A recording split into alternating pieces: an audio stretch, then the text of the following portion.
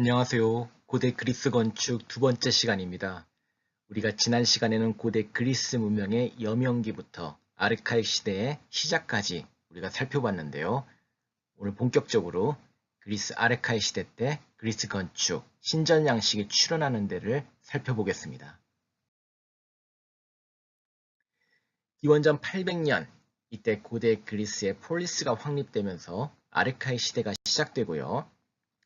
당시 도시국가인 폴리스와 더불어서 우리가 그리스 알파벳으로 사회 발전을 추측해 볼 수가 있지요. 알파와 베타, 이 알파벳은 표음 문자입니다. 이전 고대 문명이 상형 문자 중심으로 일부 소수 특권층만 문자를 사용했다면 이 표음 문자가 나옴으로써 이 문자의 사용이 확대되고 문명이 더욱 가속화되는데요, 발전이.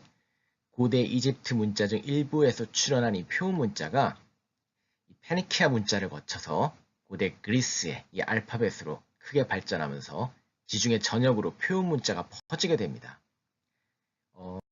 대중의 기반을 둔 폴리스 사회의 어떤 발전이 이런 문자 발전과 함께하는 거고요. 지난 시간에 살펴본 대로 산악 지역의 그리스는 통일국가가 출현하기 힘들었고요. 다양한 세력이 분포하는 가운데 귀족정이 대도하고 이어서 상인층과 농민층이 나타나면서 소규모 공동체 국가 폴리스가 각지에 출현하는 그런 특징을 보이고 있습니다. 이 폴리스는 공동체 국가, 도시국가로서 바로 귀족뿐만이 아니라 상인과 농민이 주축이 됐고요. 당시 기원전 7세기경 고대 자본주의의 형성이라 할 수 있는 그런 상업과 무역의 발달 속에 상인과 농민이 약진하고 이러한 도시가 성장해서 국가를 이루게 된 거죠. 이때가 바로 아르카익 시대로 기원전 800년부터 480년까지의 시대를 얘기합니다. 고대 그리스가 고전기의 전성기를 맞기 전 고절기라고 할 수가 있죠. 바로 이때 우리가 아는 고대 그리스 건축이 확립됩니다. 우리가 중점적으로 살펴볼 고대 그리스의 건축물은 신전인데요. 바로 이 신전이 고대 그리스 건축을 상징한다고 할 수 있죠. 당시 도시국가인 폴리스가 발전하고 특히 상업을 바탕으로 사회가 세속화되면서 이전의 사회 전반을 통제했던 종교가 사회적으로나 건축적으로 따로 독립하게 되는 현상이 일어납니다. 그리고 일부 특권층만이 아닌 다수가 예배의식에 참여하게 되고 그 다수를 수용하기 위한 예배 공간으로서 야외 공간이 부각되면서 야외 공간에 중점을 둔 개방적인 이런 신전 건축물이 출현하게 되고요. 바로 기원전 8세기 성립된 자유로운 도시 공동체인 폴리스의 상징물이 이 신전이라 할 수 있지요. 그래서 신전이 고대 그리스를 대표하는 건축 양식이 되는 겁니다. 이 신전은 사방으로 개방된 그런 특징을 보이고 있는데 크게 보면은 삼각형의 그 지붕 형태인 페디먼트, 그리고 기둥열인 열주 등을 꼽을 수가 있고요. 이들이 굉장히 논리적인 그런 오도 체계에 의해서 결합되어 있는 면으로 봐서 굉장히 그 폴리스 사회의 세속적이고 합리적인 면이 개방적인 건축으로 구현됐음을 알 수가 있죠. 이미 암흑시대에 우리 지난 시간에 살펴본 대로 열주와 페디먼트는 이미 등장을 했습니다. 이렇게 원시적인 형태로 등장한 것이 아르카이 시대 때 이제 본격적인 신전 형태로 정립이 되고요. 초기에는 목조 건축으로 시작이 됐어요.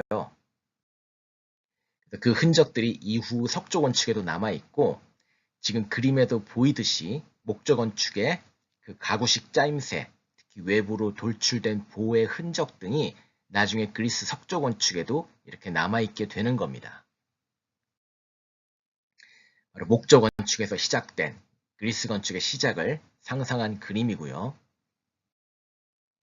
인터넷에 보면은 이제 재밌는 분들이 많이 계시는데 목조 형태로 목조를 이용해가지고 고대 그리스의 건축을 이렇게 재현한 이렇게 재밌는 그런 사진도 우리가 찾아볼 수가 있습니다. 고대 그리스의 어떤 목조 건축적인 기원을 잘 보여준다고 할 수 있죠. 본격적인 그 아르카이 시기에 들어와 신전이 어떻게 발전해 나갔는지 제대로 남아있는 유구는 없어서 우리가 굉장히 살펴보기가 쉽진 않은데요. 중요한 흔적이 사모섬에 남아있습니다. 사모섬은 그리스의 영토지만 터키 해안가에서 굉장히 가까운 섬이지요. 이 사모스 섬은 특히 헤라 신앙으로 되게 유명했고 지금 거대한 기둥 하나가 남아있는 헤라 신전이 그 위용을 우리한테 지금도 전하고 있습니다. 근데 이 헤라 신전은 고대 아르카이 시대부터 여러 차례에 걸쳐서 개축이 됐고요. 여러 발굴 조사를 통해서 고대 그리스의 열주가 어떻게 나타나서 어떻게 발전해 나갔는지 그 흔적을 우리가 추정해 볼 수 있어서 대단히 흥미롭습니다. 왼쪽 평면도 제일 상단은 외부에 열주가 없고 내부에만 열주가 있는 오른쪽 그림과 같은 그런 형태인데요. 바로 아르카이 시대 초기인 기원전 800년경으로 추정이 되고 있습니다. 그때는 내부 공간만 이렇게 둘로 나눠져 있었던 건데 이게 왼쪽에 있는 평면도 가운데 두 번째 그림을 보시면은 기원전 700년경 외부에도 열주가 나타났다는 걸 볼 수가 있죠. 즉 도시 공동체의 어떤 상징물로서 신전이 부각되면서 더 많은 사람을 수용하기 위한 그런 외부 공간이 굉장히 중요해졌고요. 일부만이 들어갈 수 있는 내부 공간보다도 다수가 참여할 수 있는 외부 공간이 부각되면서 외부에도 열주랑이 둘러쳐져 있는 그러니까 일종의 내부 공간을 밖으로 까서 공개했다고도 할 수 있는 겁니다.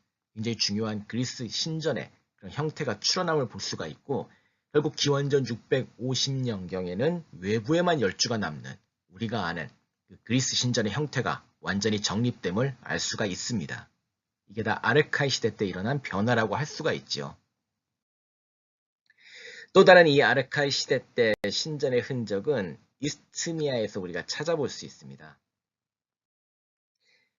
펠로폰네소스 반도와 이 그리스 본토로 연결되는 이 이스트미아는 옛날부터 교통의 요지였고요. 그러다 보니까 많은 폴리스 구성원들이 모여서 회합하기가 좋았고 이 고대 이스트모스는 포세이돈을 주신으로 모신 그런 도시로서 특히 제전 경기, 일종의 올림픽 게임이 열렸습니다.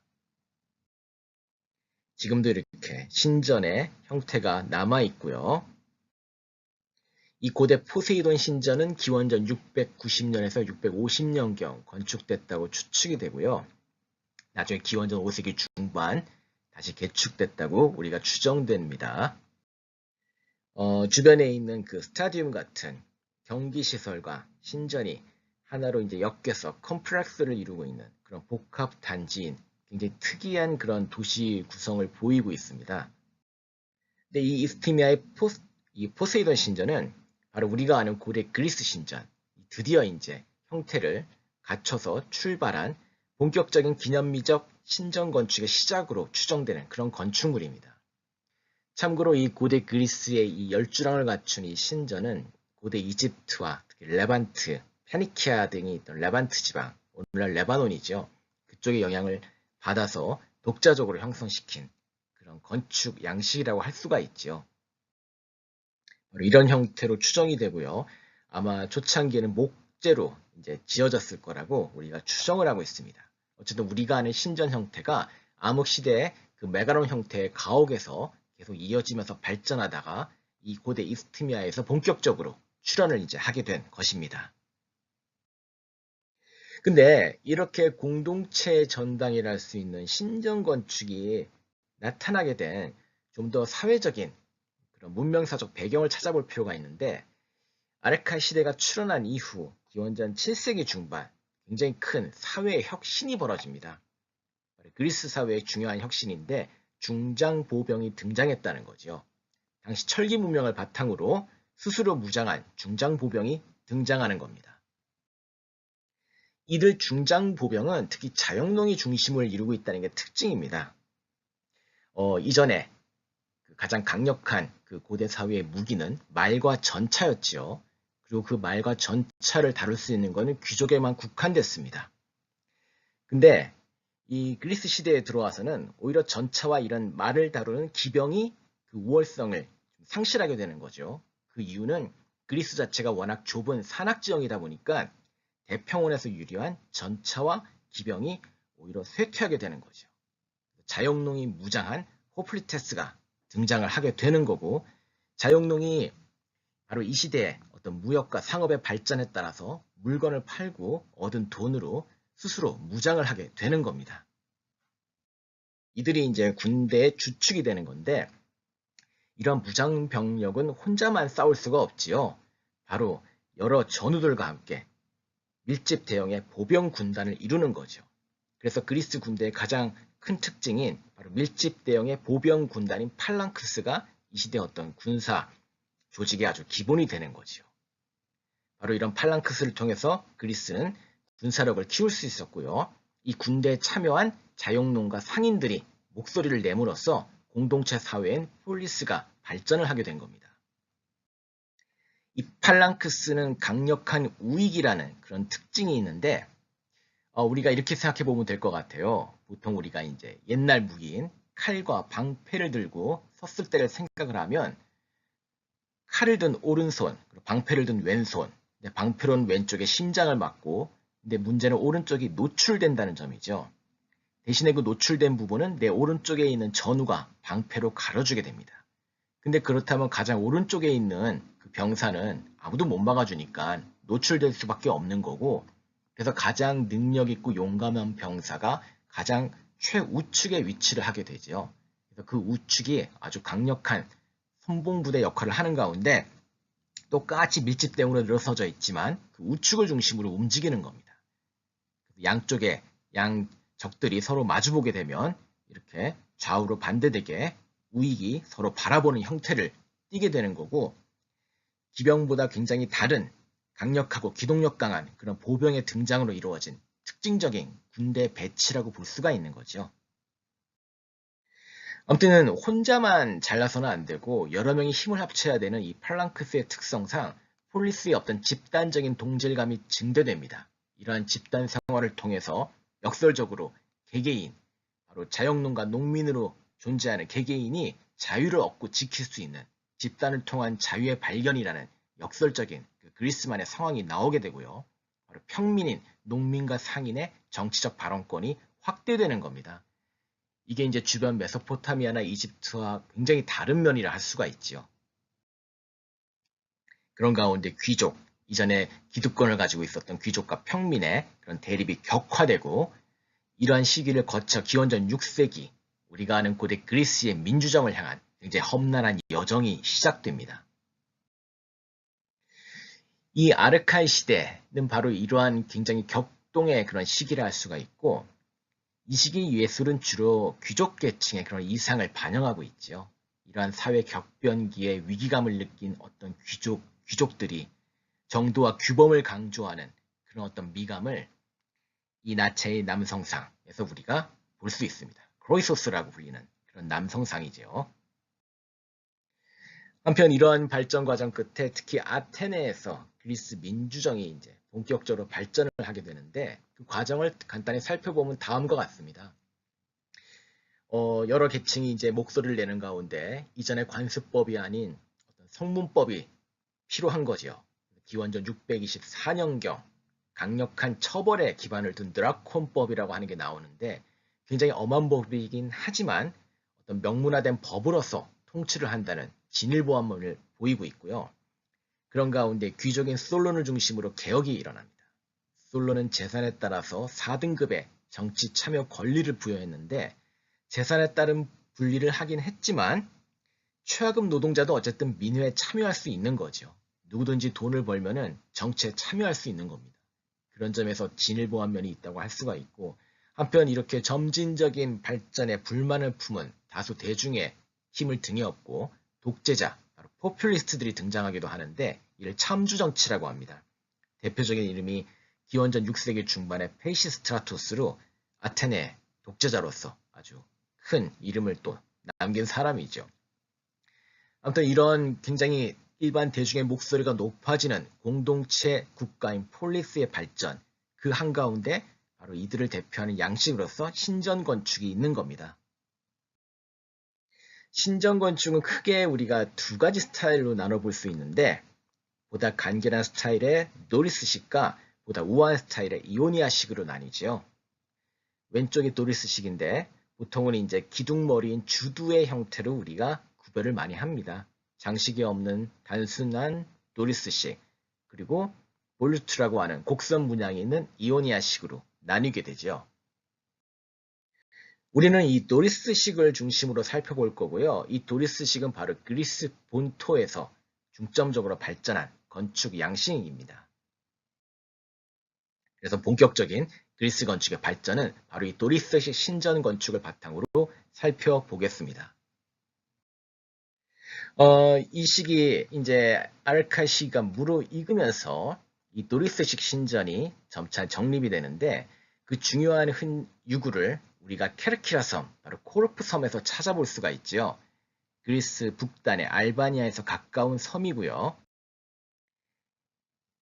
이 케르키아 섬에는 아르테미스 신전, 바로 기원전 580년경 이제 아르카이 문명이 무르익으면서 한참 민주정에 대한 그 열의가 폭발할 때 지어진 신전입니다. 아르테미스를 모신 신전이고 본격적인 석조 도리스식 건축의 시작으로 추정되는 굉장히 중요한 건축물이죠. 아래 그림과 같은 평면을 지니고 있고요. 가운데 사각형으로 된 메가론 형태의 그 방을 둘러싼 석조 열주열, 우리가 흔히 아는 그리스 신전의 형태지요. 이게 완전히 정립됐음을 알 수 있습니다. 비록 건물은 폐허가 돼서 거의 사라졌지만 지붕을 이루는 삼각형의 페디먼트가 남아있어서 주목을 끌고 있고요. 지금 가면은 박물관에 유물이 수습되어 있습니다. 이 서쪽 페디먼트를 좀 자세히 살펴보겠습니다.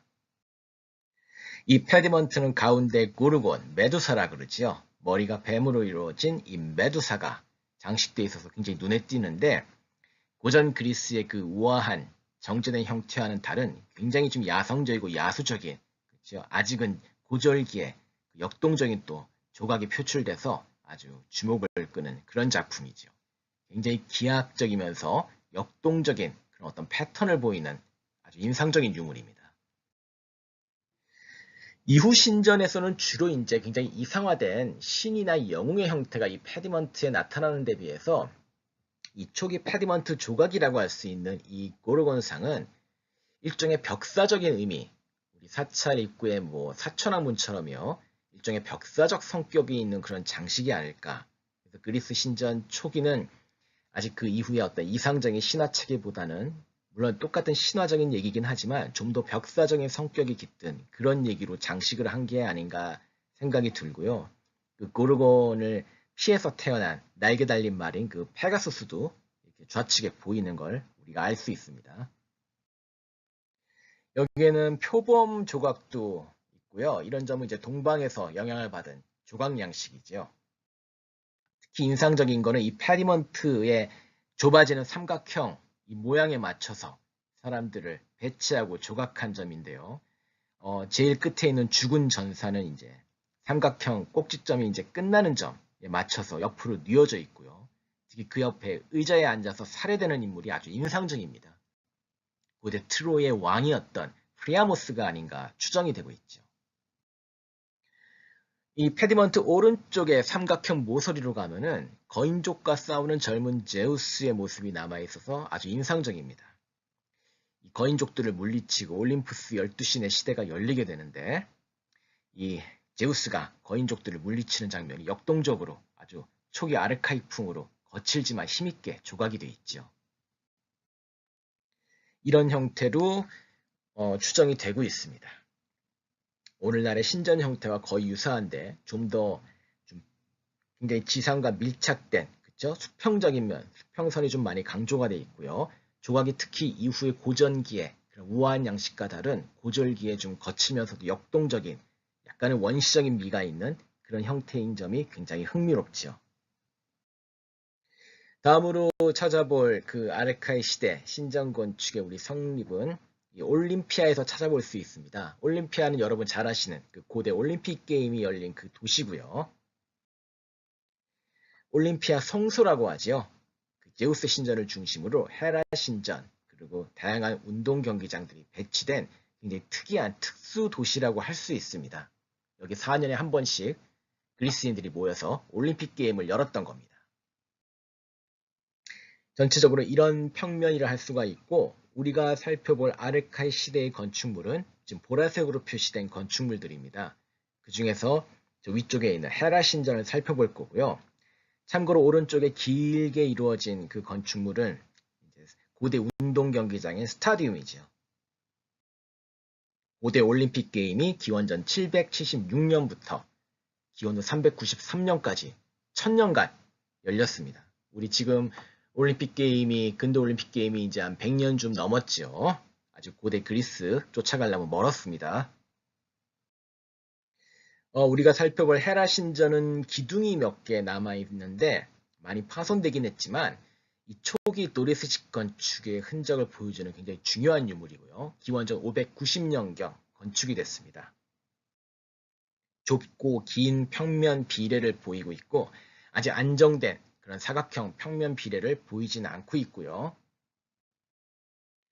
특히 기둥 형태가 아주 들쑥날쑥해가지고 그 점이 굉장히 좀 특이한데 처음에는 나무로 만들어졌을 거로 목조였다고 우리가 추정이 되고 있어요.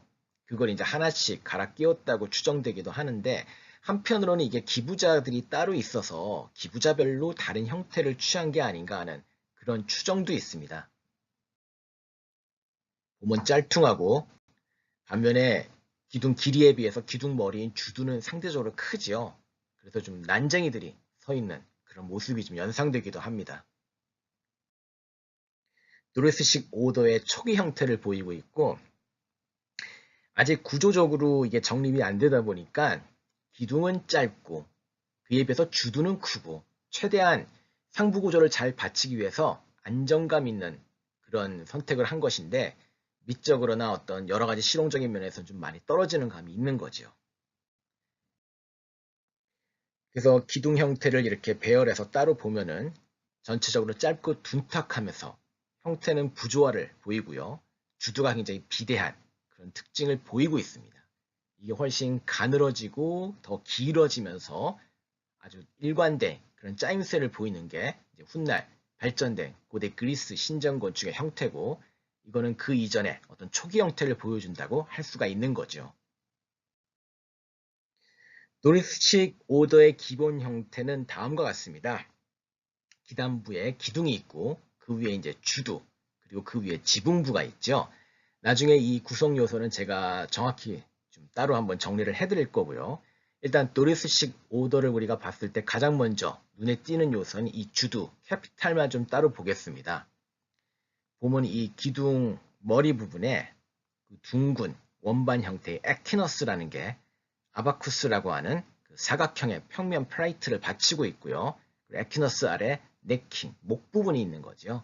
이 세 개가 아무런 장식 없이 그러면서도 굉장히 장중하고 간결하게 짜임새 있는 구조를 보이는 게 도리스식 신전 이 오더의 아주 가장 큰 특징 중 하나입니다. 이 주두 형태로 보통 이제 신전을 많이 구별하게 돼요. 오늘날 올림픽 게임의 성화는 바로 이 헤라 신전 앞에서 우리가 얻고 있죠. 지금도 올림픽 게임의 그 정신이 이 고대 올림픽 그 게임의 현장에서 이어지고 있습니다.